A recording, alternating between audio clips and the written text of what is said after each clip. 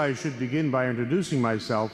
While I have lived here in your rectory for 8 months, I have never said this Mass. Saturday night, Sunday morning sometimes, but not this Mass here. Father Robert Ippolito. I'm with the Missionaries of La Salette. During the week, I do pro bono work for the Cabrini Center in Immigration Law. I worked in immigration law in North Carolina for several years before moving down here after Christmas. Father Skip and I are classmates from the seminary. We know each other well. Every parish every year usually has what they call a Mission Sunday, in which a foreign religious order or congregation or a diocese from some other country comes and gives us a talk and takes up a collection for their mission. We had ours here at Mary Queen a few weeks ago, the Diocese of Comayagua in Honduras. And today we're doing what we do each year, a collection for the La Salette missions. You have been very generous through the years to the Missionaries of La Salette since we founded the parish as a mission in 1965, a mission of St. Peter's in Houston, where we served for a number of years. I'm not going to talk about La Salette, you know the story well, but we came to this country in 1892 when it was still a mission country from France, where we were founded, as you know. During those difficult years in France, and by 1901, all religious orders and congregations were banned, expelled from France. And so our missionaries arrived in Hartford, Connecticut, when the United States was still a mission country, a status that we held until 1917. And first we settled in Hartford, Connecticut, where we were offered a parish there by the bishop. And then the second parish that we took was a French-Canadian parish. It was my parish in Fitchburg, Massachusetts in 1894. And then we spread out in New England. And as missionaries, we first came down to what was then the Diocese of Alexandria and the Diocese of Galveston in 1921. And over the years, we had probably about 30 parishes or so, along with a number of missions in the territory that runs all the way from Houston to Beaumont, what is now the Diocese of Beaumont and Tyler. That whole East Texas area was Missionaries of La Salette country, as well as Sulphur and Lake Charles and down into Avondale and Grand Island in Louisiana. We have only 5 of those parishes left. This is one of them. We hope we can stay here as long as we can. And so the La Salette missionaries in the United States had several priests ordained over the years, and in 1937 we got a call from the Congregation Propagation of the Faith in Rome, and they asked us to take a mission in the Arakan district of Burma. And hello, there we come.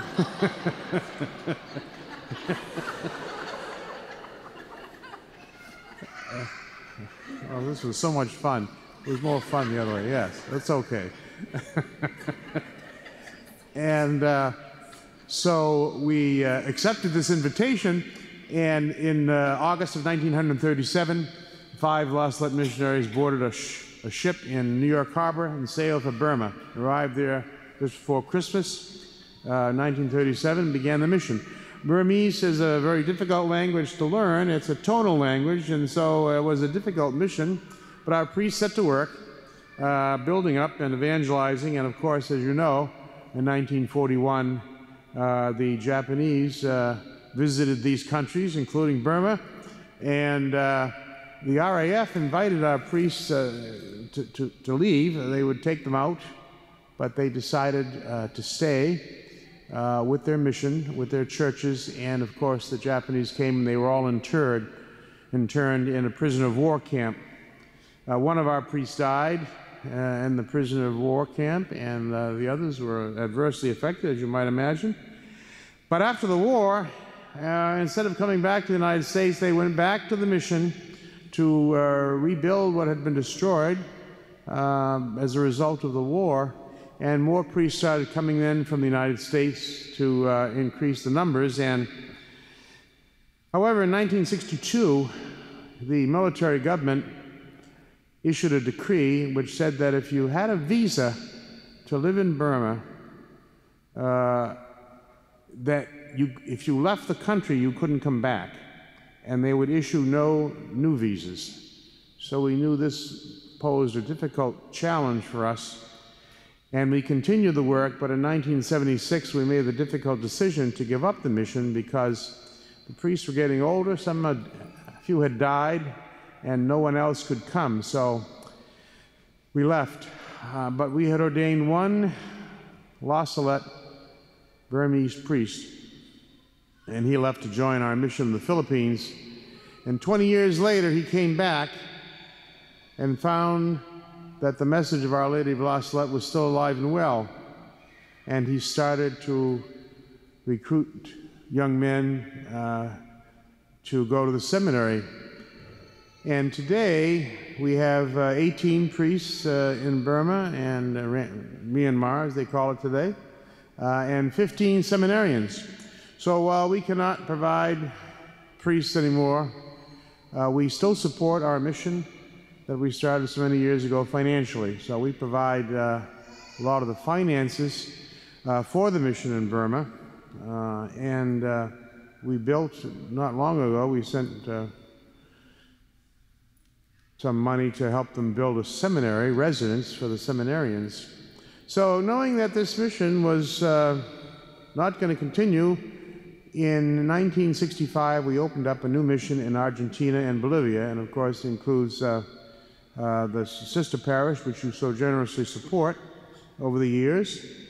And over the years there in Argentina, we had up to 24 priests from the United States serving in Argentina and Bolivia and Peru.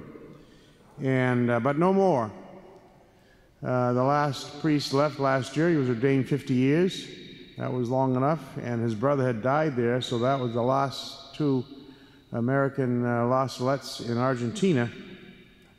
But however, we still support our mission there, and we support the seminarians, and that's the most expensive part of any formation program anywhere in the world, is the seminary expenses. And so we do what we can to support the mission there in Argentina. In 2008, we were challenged, we received another challenge. For a number of years, we had the La Salette Parish in Cape Cod, had been a sister parish to a parish in northern Haiti in the Diocese of Gonaives.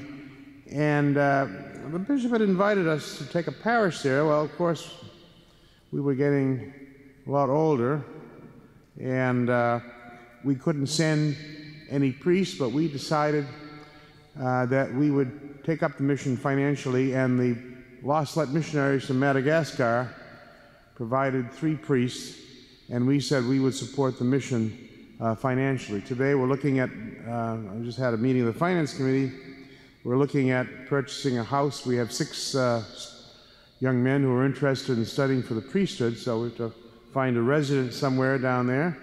So we're looking into doing that. In 2015, we received another invitation. It was the Bishop of Bukhara up in northwest Tanzania, bordering Lake Tanganyika.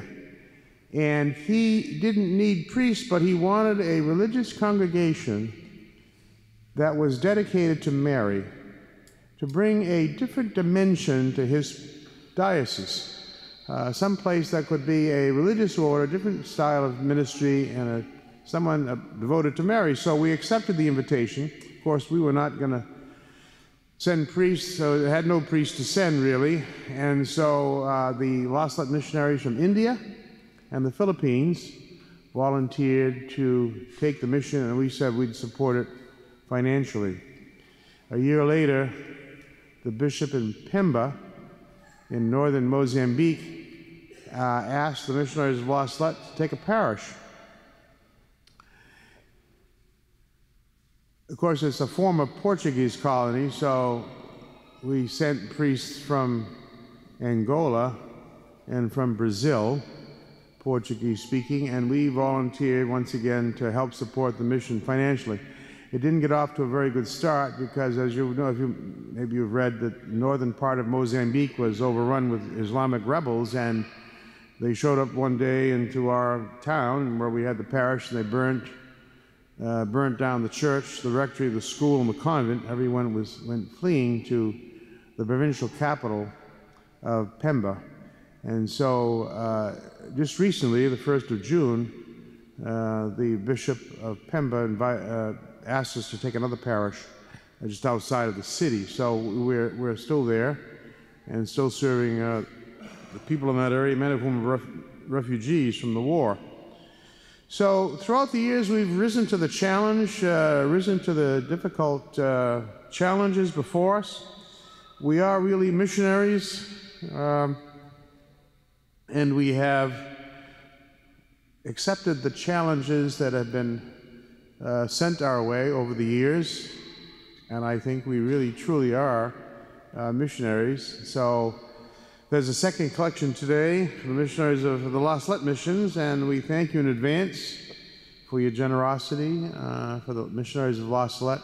And there are some envelopes in the back there, and if you want to take one home, you can bring it back next week. If you didn't bring something today and you wanted to give something, you can take one of those envelopes back home with you and return it next week.